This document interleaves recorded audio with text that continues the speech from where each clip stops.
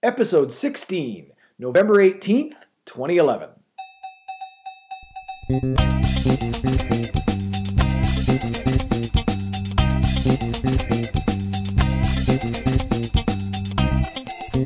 Howard and Kevin, open your mail.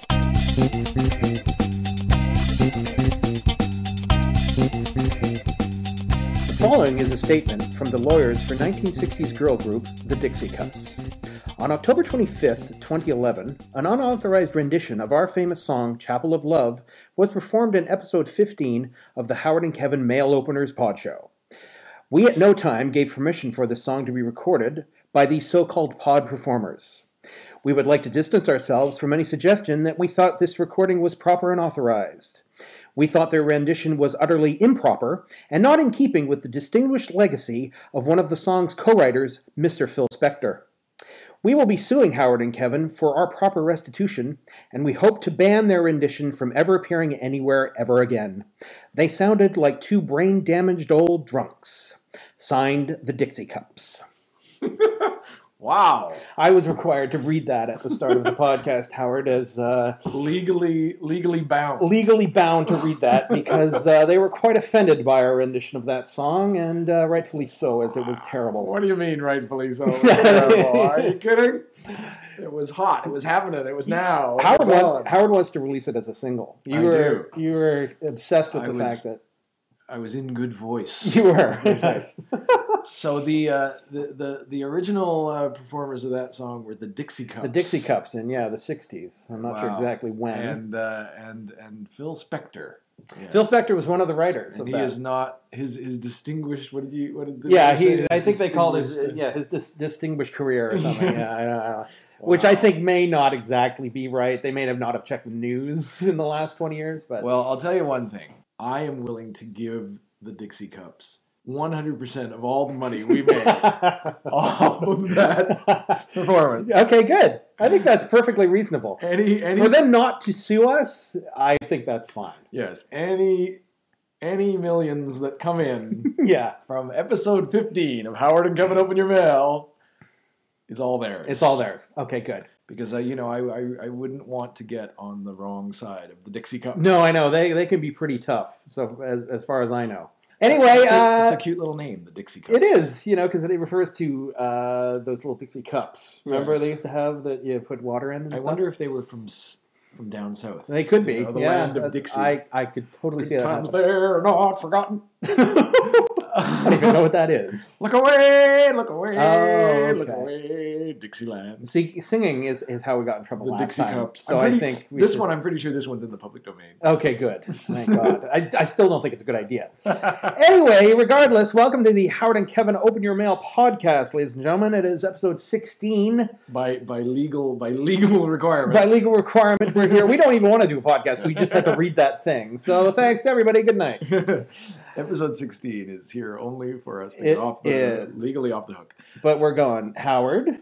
Your Excellency. How are you, sir? I'm very good, thank you. How are you? I'm fine, thank you. It's excellent to be back here on the Howard and Kevin Open Your Mail podcast. Yep, we're back. Thank you, folks, for tuning in and listening and being with us once again. We're happy to have you. Indeed. Feeling good, Kev? I'm feeling good. Yeah, I'm ready to go. Ready to rock. I'm ready to rock. Well, yeah, but not in any kind of singy way. Let's not. Ready to rock out like 60s girl groups. We're gonna rock out with our. No, never mind. Let's not finish that sentence because it's stupid. So letter number 1. You want to get right into it? Right into it, baby. Let's do it. Come on. Do it.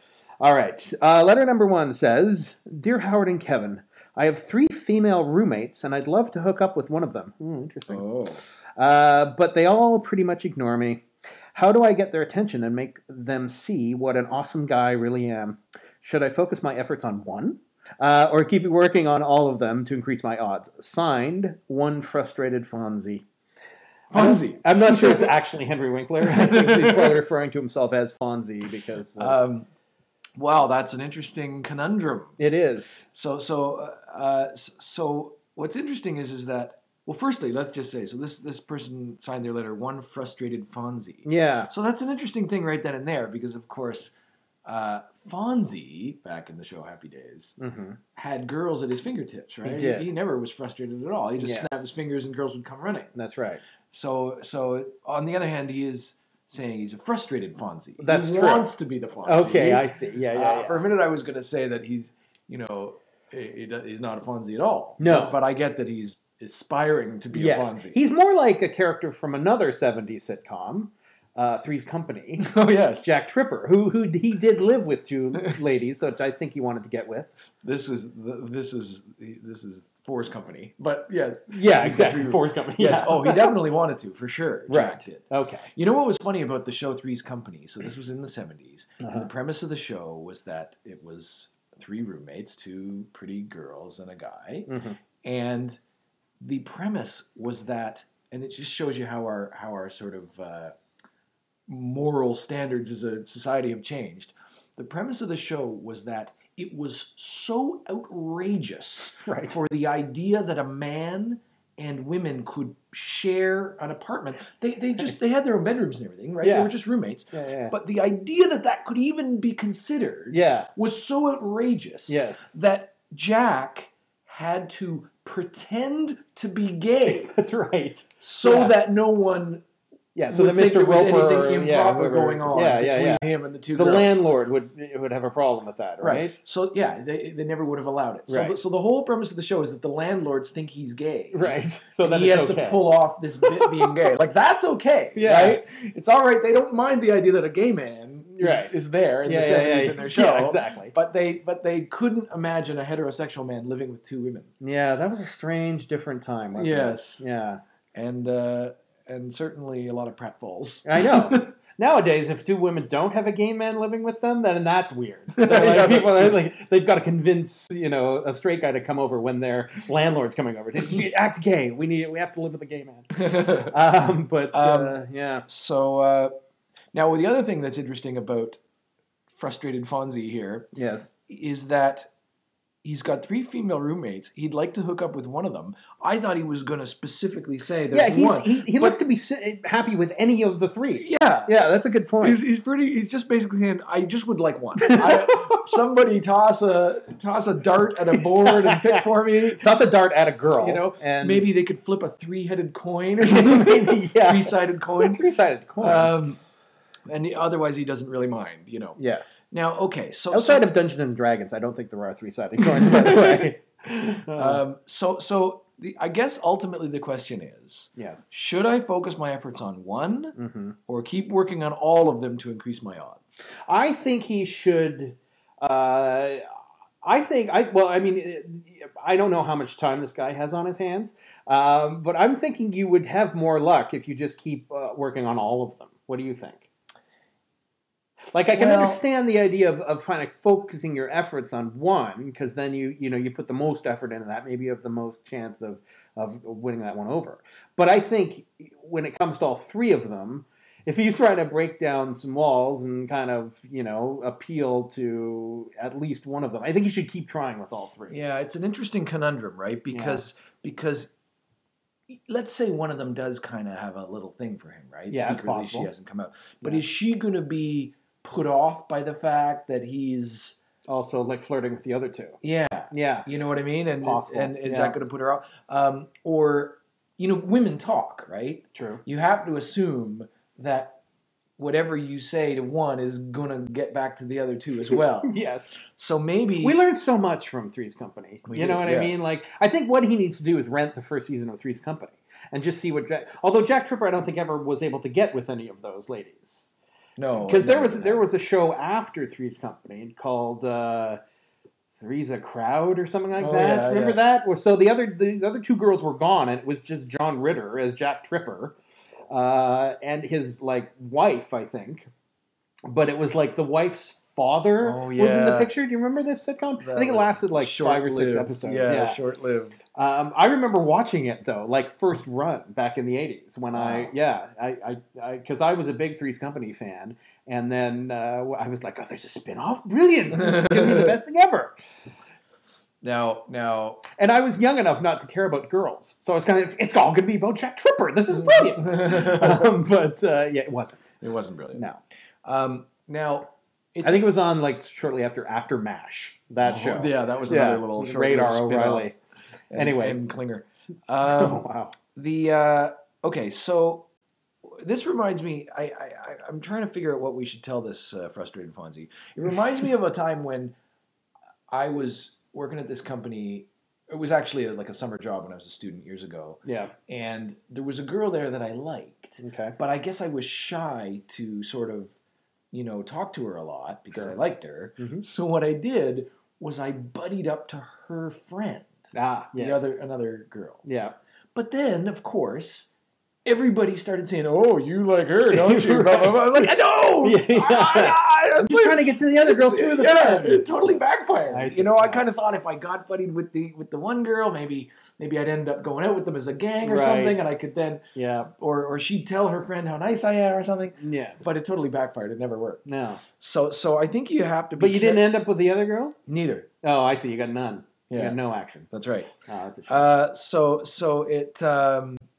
So you have to be careful. The idea that you'd sort of go the wrong direction here, is definitely so you think he should keep going? I think to he all should three. Go all three. That's his best chance. Maybe the answer is if he goes to all three, but you can't be too forward with any of them until things start to develop. Right. Because you could easily ruin your chance with C. Yeah. If C finds out that you're being flirty with B. I see. Don't you think? Yeah. Are their first names start with C and B? Is that what you're saying? It's Brenda and Catherine? Those are their actual names. Oh, okay. B. Oh, like B. Arthur. Yeah. Okay. So that's my concern that that the whole thing is just going to blow up in his face. Right. And he'll end up with nothing. It's possible. Or, it could go the other way and he ends up with 3. Oh. Imagine having 3 girlfriends. That's all living, and you all have to keep it from each other. That's a sitcom premise. I think sorry, Fonzie, we may be stealing this idea for a hilarious sitcom that's coming next fall. Are you saying that none of the 3 women know? Yeah. So he's got 3 secret relationships with the 3 women in his apartment. And so he's basically said to them, I don't think you should tell the other 2 girls about our thing. Yeah. To all 3 of them. And then, he's got it just think of the hijinks, Howard. Just think of the hilarious misunderstandings. It sounds like a French comedy. A French farce. Yeah, totally. People running in and out of doors. Yeah. Yes. He may not be the most likable character. No, but that's not important. Larry David's made a career of being unlikable. That's true. Maybe Larry David could star in it. Anyway, so there you go. Reading this letter and kind of talking about it, I feel like at this point we're just kind of like Dear Abby. Yeah. You know what I mean? People are just sending us relationship. That's our show. Maybe they write us letters. We'll answer them. So basically, we think keep working on all of them. Yeah. But don't play your hand with any one. Is that a euphemism for something? Until I think he's playing with his hand a lot until you know where it's going. If I was him, I'd be playing with my hand every chance I get in that place because you got to live with 3 hot girls. Come on. Any of the 3 may present themselves at some point as being. Is that also a euphemism? Because I think don't baboons present themselves to other baboons, saying, let's go do it. Anyway, it's a dilemma, man. It is. Guy could have it could end up being like a harem, situation. It's true. Yeah, I think that's how harems start. Or one of those, polygamist societies. Yeah, I think that's how David Koresh started. Yeah, down with that cult he had down in Texas. I think it was basically he moved in with a couple of chicks, and they were kind of like, let's just all do it. And he's like, well, how many can I get? And he just eventually has 55. Anyway. All right, Frustrated Fonzie, good luck. Yeah, good luck. Keep us posted. I'd like to know what happens. I hope that you and one of them. You mentioned B and C, but I don't discount A. No, she's lovely. A is quite lovely. She's got a special something. Yes. You're right. Actually, A is maybe the the dark horse. It is. Yes. She'll sneak up on you. Yeah, that's true. So sometimes in the shower. Okay, got letter number 2 here, Howard. All right. What's up? Hit me. Dear Howard and Kevin. It didn't actually get written that way. I just decided to put that in. Yeah, there wasn't a long extended E's on the dear. I've decided to do that. Dear Howard and Kevin, are either of you in support of a constitutional amendment to restrict Christmas entirely to the month of December. Oh. Signed, Paul in Toronto. All right. Really good question, Paul. So this guy's trying to sleep with Christmas, and he can't decide. Oh, no, wait. I got confused. A constitutional amendment. Okay. He wants to actually amend the constitution of the country he's in. We don't know where. Well, he's Paul in Toronto. Okay. So he's talking about the Where's Canadian Toronto again? Constitution. Oh, Canada. But let's come back to the constitutional amendment point in a minute. Okay. I think let's just deal with the fact that he's asking us: are we in favor of restricting Christmas entirely to the month of December? Yeah, I do know where he's coming from. I mean, it's ridiculously early now that you start to see Christmas stuff. Unbelievable. Either people's houses looking all Christmassy, or at the mall and the stores. So it seems like even before Halloween, sometimes they're getting the stuff out. Canada, as if any of you folks listening are from the USA, we have Thanksgiving in October. Yeah. Middle of October, and then we have Halloween, obviously, on October 31st. Yeah. And that's usually been the start of the Christmas season in the stores after Halloween, because they put away all the Halloween stuff and they start Christmas. Right. And that's really early, in my opinion, starting in November. In the States, of course, they have Thanksgiving in the middle of November, and it starts after that. That's kind of the start of the holiday season. Yeah, don't they have that big shopping day right after Thanksgiving? Yeah, Black Monday or Black Friday or something. Yeah, or Good Friday. No, it's not Good Friday. It's not Good Friday. Yeah, Shopping Friday Day. Yeah, exactly. I think that's what it's called. That's what they call it. Shopping Friday Day. Yeah, look that up on Wikipedia. Anyway, so that's when it starts for them, which is still a long time, but at least they have that sort of barrier to hold it back. Yeah. But now, this year, or the last couple of years, even here in Canada, it seems like Christmas has leaked, like you said, back into October now. I know, it's crazy. Overlapping with the whole Halloween thing. Yeah, for sure. So there's only 12 months in a year, no, right? Yeah. So now we're talking about like 2.5 months being around Christmas. It's like, it's like 1/5 of the whole year is Christmas. No, I know, that's true. It's like it's 1 day holiday. They don't call it the Christmas season for nothing. Yeah. It's an entire season. It's truly, and I mean, Christmas seems to happen so early these days that I dressed up as Santa Claus for Halloween. I mean, that's how early it begins. I believe it. Ladies and gentlemen, I'd just like to mention that Howard and I have a 15-year-long argument over who wrote that joke that I just did about Santa, dressing up as Santa for Halloween. And I say that I wrote it, and that's obvious to anyone who knows me. But he insists he wrote it. So I don't know who's right, but it is a long-standing argument. Now, Kevin just said he doesn't know who's right. I know who's right. I'm right. I know. That doesn't seem... See, here's the difference. It seems unlikely. You think maybe you wrote it, whereas I know undoubtedly that I wrote it. Oh, really? What proof of this do you have? Well, I have proof of the fact that I remember writing it. So that's proof number one. Proof number two is that I still have the little piece of paper where I wrote it down. After I said it. Yeah. No, why would I do that? Well, because you just thought it was so funny. No, you've got to write it ridiculous. down. I wrote it down, I showed it to you, and then your brain co-opted it. That seems unlikely. And so the joke was, as you said, Christmas season is so early these days that the joke was written as my kids wanted to dress up as Santa Claus for Halloween. You may have changed it after I said it to that, but that's not how I said it. Anyway, I wrote it. I own it. Copyright, Howard. I think we all know who wrote it. And I didn't need to copyright it because everybody was so obvious who wrote it. I copyrighted it. Anyway, getting back to our letter. And listen to how the people are laughing.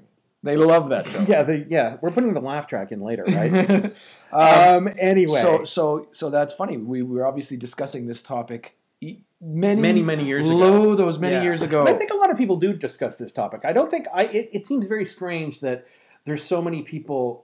Because I hear people all the time saying that Christmas comes way too early. Like, why are we doing this?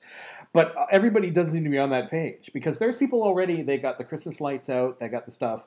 It's true. It's not just the corporate commercials, people. Stores. It's and people. I can understand people really enjoy Christmas. Yeah.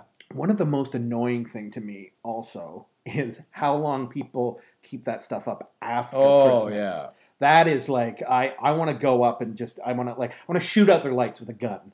You know what I mean? I have this neighbor who to his credit, doesn't put his stuff up too early, right? So it's usually the middle of December or whatever. He puts up his Christmas lights. Fine. Yeah. That seems like a good time to me. Sure. But then he often keeps them up like well into March. Oh my God. And still like flicks them on every night. It's not like he just can't get around to it. He's actually putting them on to light up this. It's like, are you kidding me? Yes. And you know, ultimately the problem with this whole thing is that, you know, sure, people enjoy Christmas. Who wouldn't? But you just get so sick of it. That's true. By the time Christmas actually arrives, yeah, I've had it up to here with the whole thing. It's true. Like, who needs it? I know. So I think society should have a rule. Now, you know, Paul here says restricted entirely to the month of December. For sure. That's pretty good. I think that's fair enough. I think you could even argue that it shouldn't, like December 1st is even a bit pushing it. Maybe, yeah, but I think within the boundaries of, I think that's okay. That's 25 days before the event, and then you got 5 days after the event to get rid of your shit. Yeah. And I think that's fine. I'm okay even... I'm certainly okay with the idea of leaving it up through New Year's because it's still a festive time of year. Exactly, yeah. And then, okay, whatever sort of, depending on what day of the week New Year's falls, I'll give you to the weekend. Okay, yes. All right, after New Year's. Yeah, all right. So you go to the weekend after New Year's, whether that's a couple of days or 5 days, whatever it is, I'll give you that. Right. But then that's it. Then you're out of luck. So, but I think Paul wants to go a step further and make it a constitutional amendment. So that means that, like, I think the RCMP could get involved, policing this kind of thing, which would be good because, you know, you get the authorities involved. It's always a good idea. People love that. People love that. I mean, we should try to get a constitutional amendment in the USA too. Right? Oh, for sure. Because what they do, we do, right? Yeah, let's face it. Yes. So that would be an interesting thing, you know, with all the things going on politically down there. If we could somehow send Stephen Harper down to say, you know what? Okay, we're all going broke, and there's, you know, craziness going on in the world. You know, Afghanistan still happening. None of that really matters. Let's talk about a constitutional amendment to ban Christmas in months other than December. Yeah, I think and we're talking about banning the idea of you can't celebrate it. Like, you can't even like enjoy it. If somebody was walking down the street whistling, you know, "Hark the Herald Angels" sing, it's like, hey, You're over the line, buddy. Exactly. Yeah. Put it away. Put that thing away until December. That's right.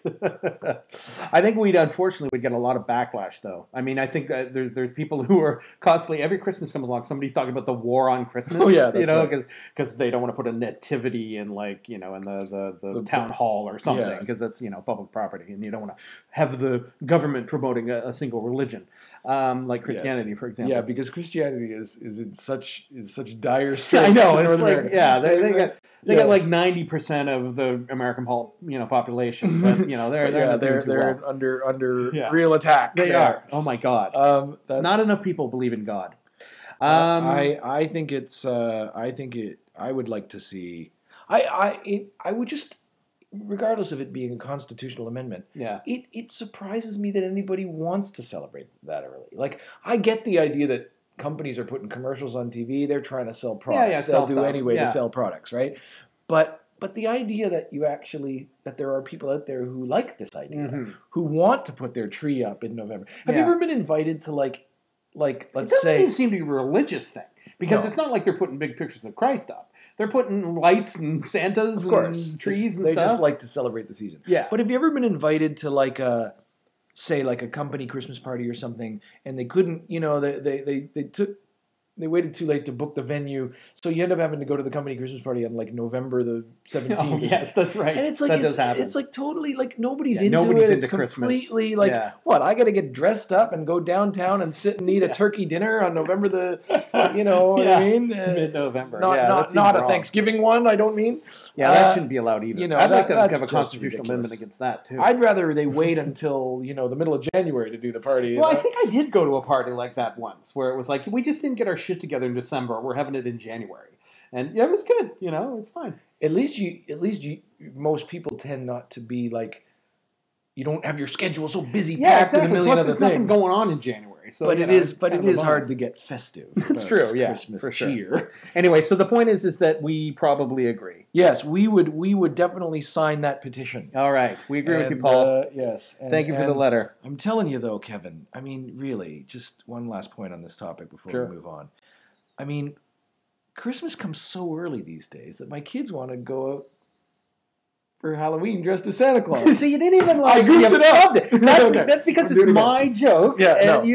You got me all mixed up. No, you it's said fine. it wrong earlier. We're done. Christmas comes so early these days that my kids want to go out as. What is it? My kids want to go out for Halloween. We all know who wrote it. My kid want to go out as Santa Claus for Halloween. That's it. My kid want to go as Santa Claus for Halloween. Yeah. I will show you. They heard it the first time when I did I the will joke show you the proof. Yeah, you can show me the piece of paper you wrote down after I said it. Okay, that doesn't make any sense. Why would I do that? Well, you do it all the time because you want to steal my material.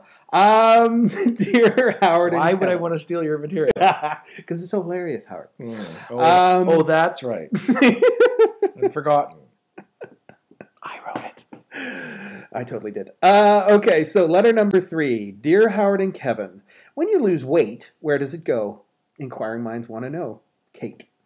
That's funny. It's very interesting. When you lose weight, where does it go? I mean, I've often that's conundrum. It's a funny thing. It's a funny conundrum. But at the same time, sometimes I'm like, yeah, where does it go?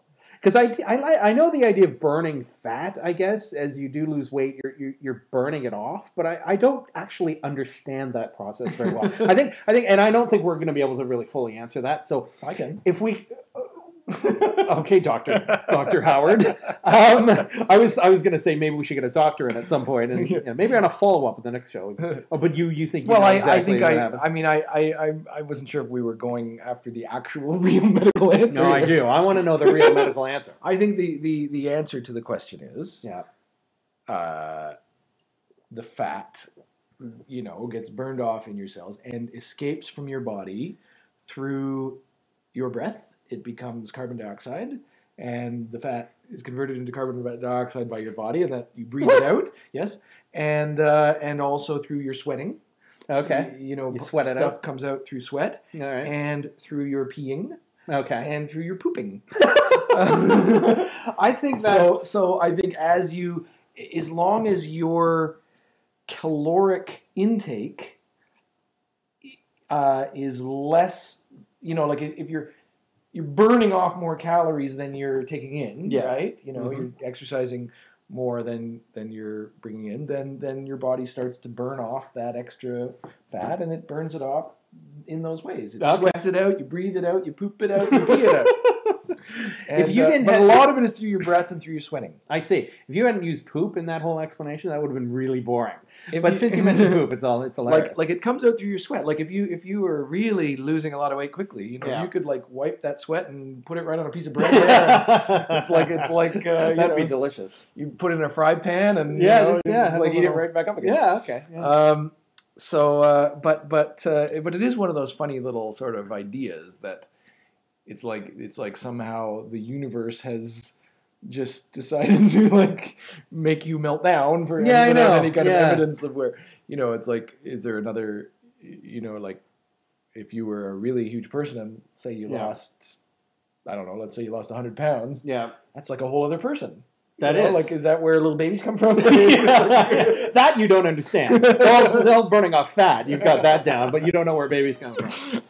As they grow, are they sort of taking in? There's a finite amount of matter in the universe, Kevin. Well, that's true, Howard. I am aware. So when you lose weight, where does it go? I think we've answered it. Inquiring minds want to know. Yeah, and that was from Kate. She didn't leave where she's from. Yeah, we had Frustrated Fonzie and Kate. Both. We have no idea where they're. I know they should really tell us where they're from. We would love that, folks, because it's very hard for us to hunt them down, and we have this enormous map of the world, and we're putting little push pins in everywhere we get a letter from. Oh no, maybe you haven't been involved in this, but I've been hunting them all down. Oh, yeah. Sorry, because I'm worried that they're not going to listen to the podcast that we actually answered their letter, so I go and do it personally to them.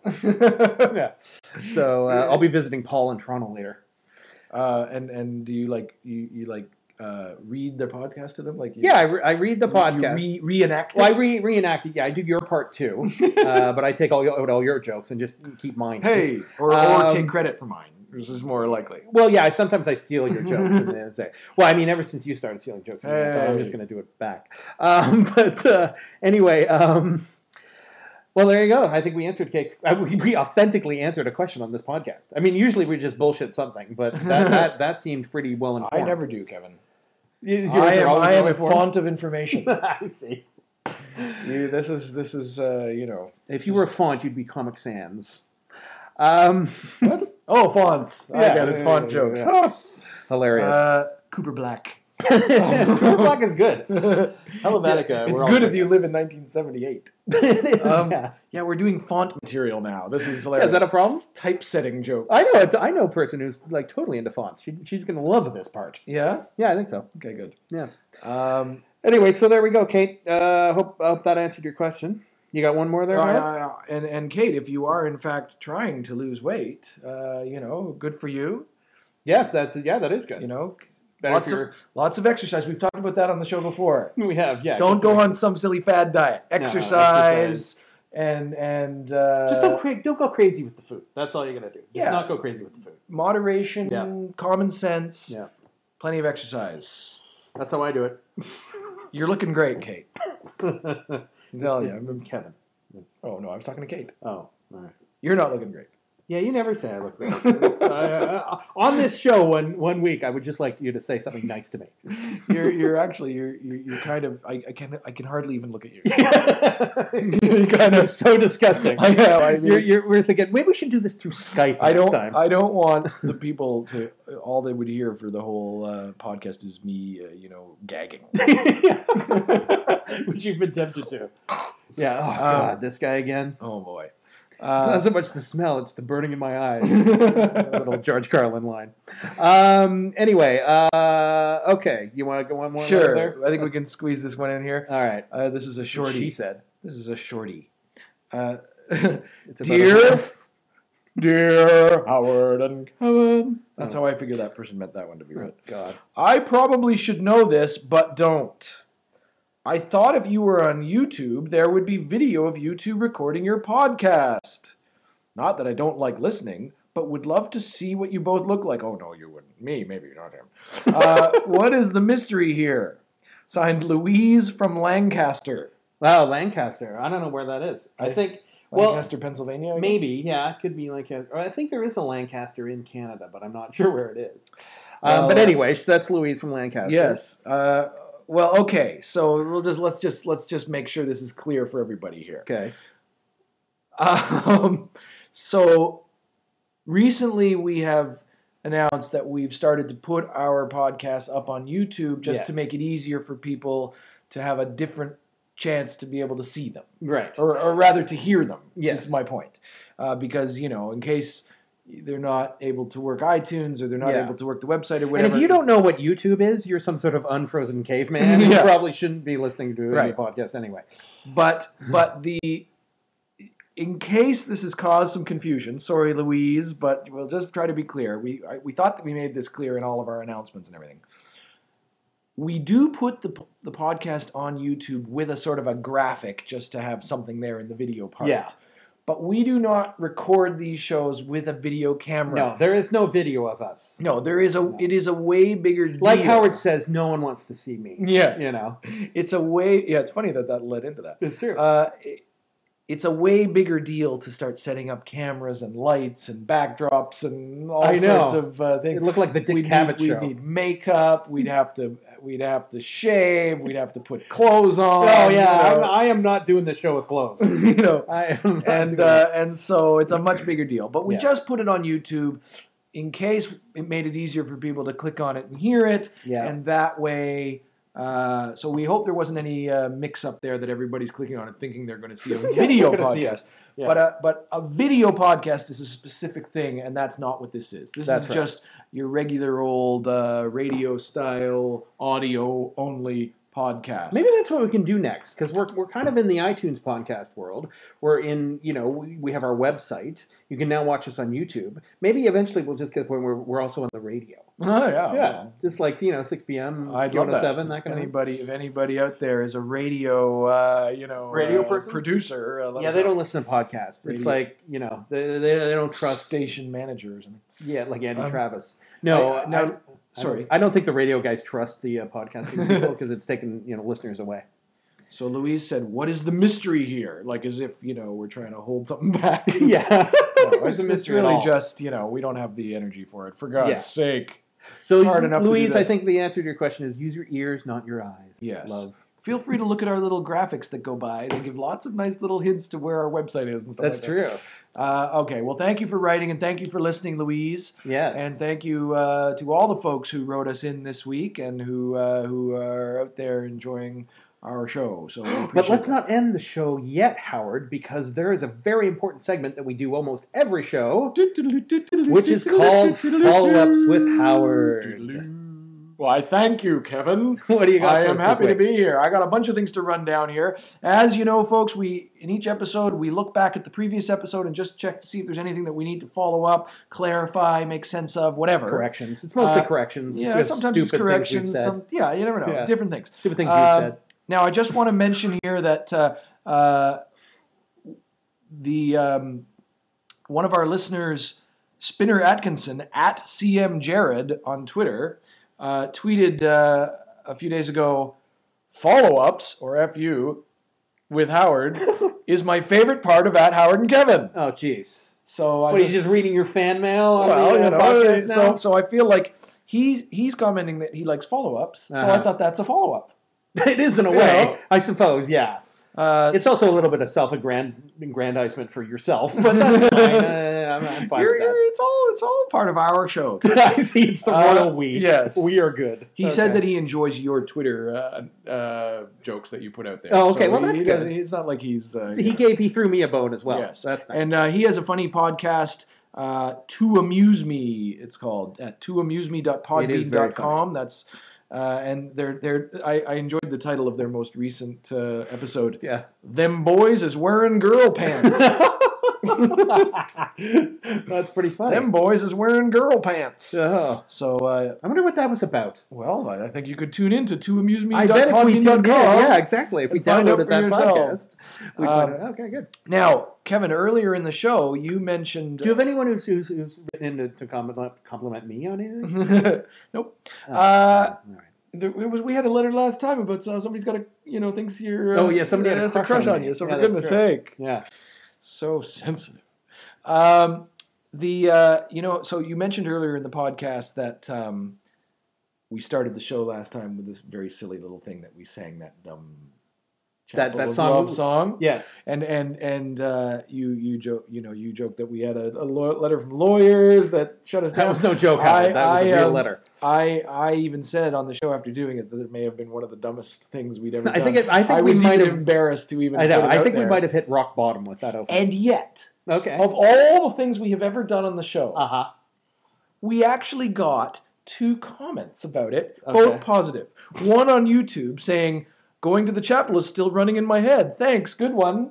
Well, is that sarcastic? A YouTube comment? No. That could be sarcastic. It's not sarcastic. No, I think it might be. It isn't. All right. And the other one on Facebook, somebody said, "I sang along with Going to the Chapel in your podcast."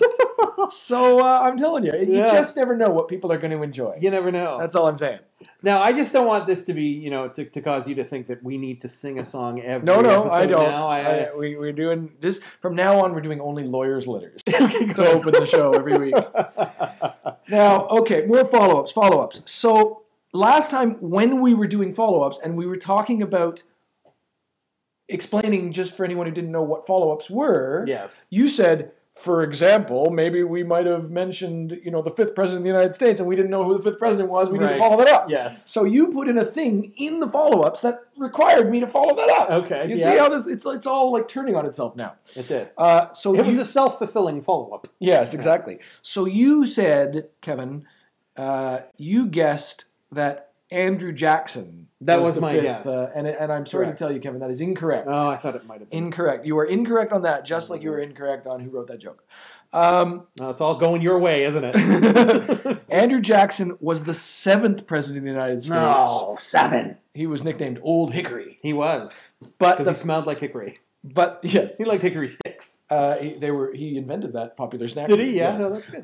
But the 5th president of the United States was James Monroe. Oh, Monroe! I can't believe I didn't know that. He was the last president who had been a founding father of the United States. Oh, really? He is most noted for his proclamation of the Monroe Doctrine. Oh, yeah, right. Which stated that the United States would not tolerate further European intervention in the Americas. Yeah, screw them. The Monroe Doctrine. Screw Europe. So every time somebody gets off a plane from France now to visit, they're reminded of New York City, they're like told, "Hey, Monroe Doctrine, back you go, buddy. Back you go, Frenchie." There you go. So there you go, James Monroe, the 5th president of the United States. Right. We'll never forget it. I'm not going to forget it now. No. Don't ask me who number 6 is. He was president from 1817 to 1825. Oh, those are good years. Don't say things like that. Don't ask me who number 6 is. Now I got to follow that up next time. I'm just baiting you with follow-ups now. Yeah. Oh, jeez. I think it was John Quincy Adams. I'm just saying. I think you might be right. Yeah. Because wasn't Adams like 2nd, and then John Quincy Adams was like 6th? Okay. We really are doing that. We really are baiting now you. We are following up our follow-up. I know. This is going to get so boring. Okay. Anyway. Okay. What else? The last thing I would like to follow up with is we had a great letter last time that we talked about from Christine in St. John's, Newfoundland. Oh, Newfoundland. Remember? Yes. And Christine wrote to us about silver powder, and she was worried that it might that it might suggest that she was a... Well, she didn't like the silver powder. It didn't work. So it gave her a reaction, and she thought maybe that's an indication that she's a vampire. Right. So we talked about that for a while. Yeah. And she wrote us again. She heard the show, and she wrote us another letter to Okay. follow up. So this is what we love. So the follow-ups are actually the people following up. I love that. It's following up. Just a tirade of foul language No, and stuff? she mad seems to have enjoyed it. So I'm just going to quickly read a little part of it here. Dear Sirs... She says, she's very formal. Yeah, really. You can be on a first-name basis with us, Christine. We're very fond of you. Thanks for your helpful advice about vampire identification on your last podcast. I am certainly impressed by your knowledge of holistic uses of silver powder. Unfortunately, I am unable to send you a rash photo. And then she goes on to say... Yeah, that is unfortunate. Then she goes on to say about how she was given the silver in hospital, sort of personal points here, blah, blah, blah, blah, blah. That's not very funny. But if she does say, if I ever do get a rash, I'll keep you fine gentlemen in mind. Women have said that to me before, not via letter, mostly through their lawyers. But she says, my concern began when I was told it was very rare to be allergic to silver in its pure form, and a quick Google search suggested that while this was true for humans, the allergy dominates in the vampire population. Interesting. I thoroughly trust your diagnostic skills and am comforted by your conclusion, although it still may be safer for me not to discuss my accent or lack thereof. Thanks again. The old Newfie accent she's referring to there. That's right. Nice. With the Transylvanian twist. Remember Is Newfie racist? I don't want to say. I just said Newfie. Say Newfoundlander. Newfoundlander, is that better? I think that's better. Yes. I don't want to get any trouble with Newfoundland. Don't. Yeah. Newfoundland. No, Newfoundland. Oh my God. First you're saying Newfie, now you're pronouncing it wrong. Oh my God, we're gonna get letters. Who's gonna hunt down this week? It's gonna be people hunting me down. Okay, so there you go. Thanks again for following up, Christine, and thanks to everyone. And I guess that's it for today there. I think so. Kevley. Don Kevley from the Eagles. You're an adverb, right? Yeah, so, folks, thanks very much for listening to Howard and Kevin Open Your Mail. We always love having you aboard our little journey here. Don't forget to check us out on Facebook. Follow us on Twitter at Howard and Kevin. Subscribe to our show on iTunes. Yeah. And, of course, you can now listen to the shows by clicking on the links on YouTube. Search for us there. True. And don't forget to visit our website, HowardandKevin.com. There, of course, you can hear the episodes. You can check the archive of the older episodes. We have little show notes for each show, and you might even find a few other little odds and ends. I think so. You never know what might be on our website. Well, thanks a lot, Howard. That was a lot of fun. And thank you, Kevin. That was a good show. Always a pleasure, Your Excellency. Oh, yes. And we'll you know what? We can have a fist fight now outside, maybe just outside on the street now about the joke. And we'll see what we can reveal. I'll win that too. Oh. And don't forget, folks, on HowardandKevin.com, you too can send us a letter, which we might just read an answer on. Howard and Kevin, open your mail.